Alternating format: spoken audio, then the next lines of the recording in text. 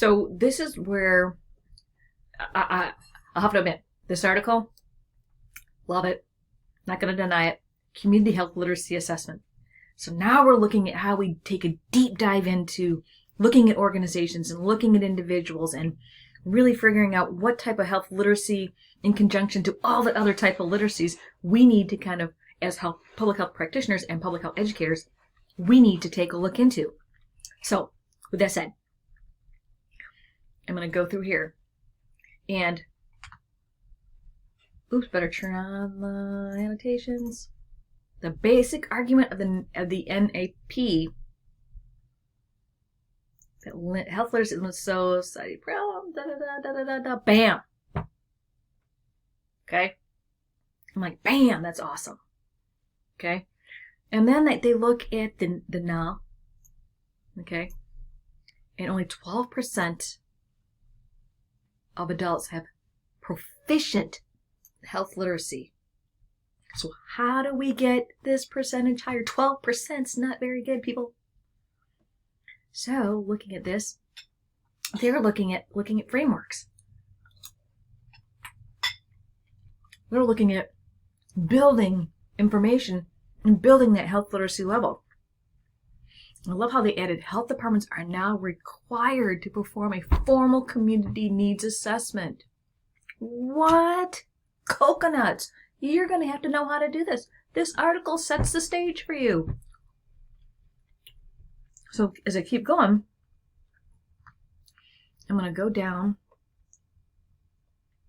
This is a little bit short of an article, but there was a piece in here that I really want. Oh, here it is. Specific objectives of this assessment. What are they trying to do? The reason why I want you to know this is because they developed objective verbs. And that's what you need to do when you're doing any type of assessment or developing a program. What are your objectives, and are they measurable? There's like SMART goals, for example. And do they provide some type of action? Explore health literacy activities. What are some activities that you could do? Learn how county levels, maybe not just learn and explore, but assess. I think would have been a better verb there, to be honest with you. Create a network of public health professionals. So what is your network? Okay. So kind of keep that. The other thing I want you to kind of think about is this right here. What's the purpose? Okay. Information can serve information. Improvements of health literacy, improvements in anything, actually. Future research. As public health educators, public health professionals, one of your missions is going to be to continually research and search and do interventions. Look for information on how to strategically plan at all levels. Okay? And I'm going to go back. I want you to take a deep dive into this. And I want you to kind of reflect on some of the things that are happening here. Not the fact that they used a team of healthcare, doctoral students. Okay?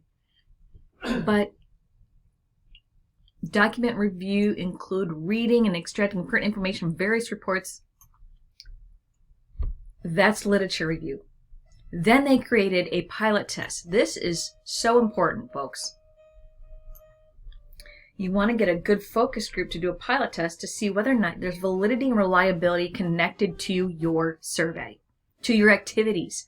So that's one reason why I reach out to y'all. Like, tell me what you think. Give me an assessment. I pilot test it out. I grab a couple of you and say, talk to me. Help me out here. Okay?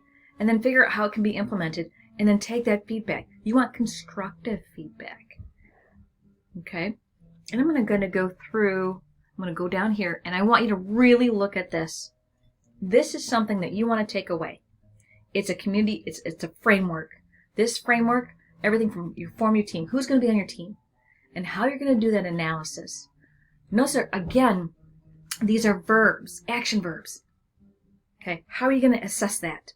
This is something you need to look at in its entirety. Okay, and think about an advocacy plan. Think about how you would conduct an environmental scan.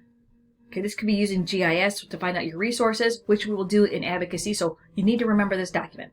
Did I say that? You need to remember this. So I'm going to go down there and then look at their questions. These are interview questions that could be done in a focus group. Okay, so what are some, would you use all of these or just maybe a few of them?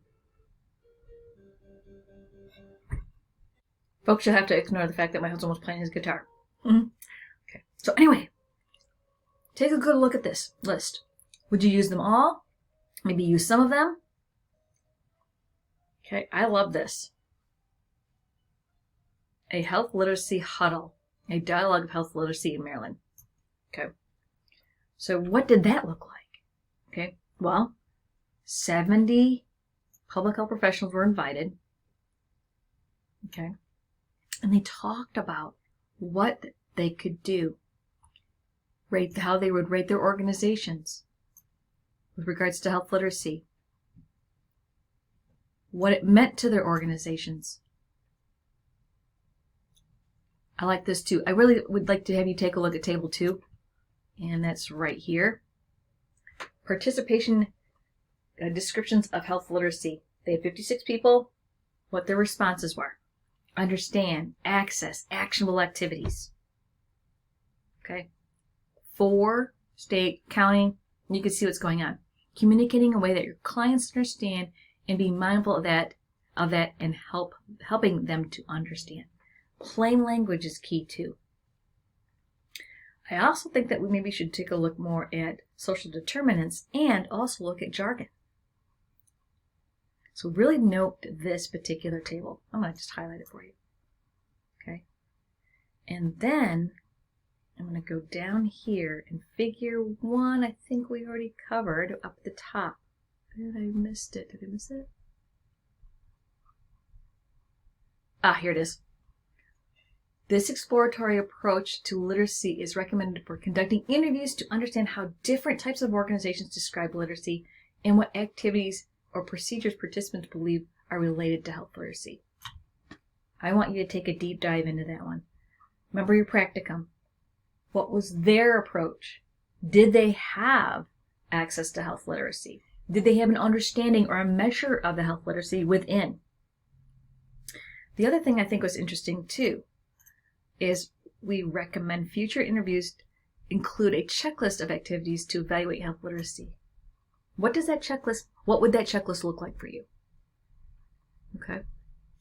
This concludes my just basic review of what I think you should focus on. Okay, happy reading.